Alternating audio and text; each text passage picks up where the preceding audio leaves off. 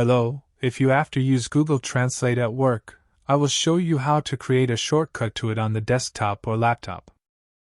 Now types Google Translate.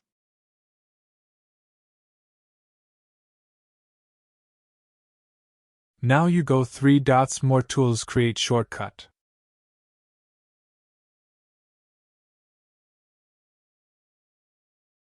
So you have the Google Translate shortcut.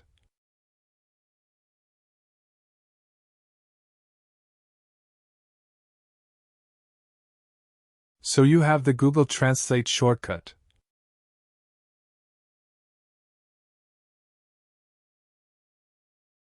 This is showing your desktop Translate Google.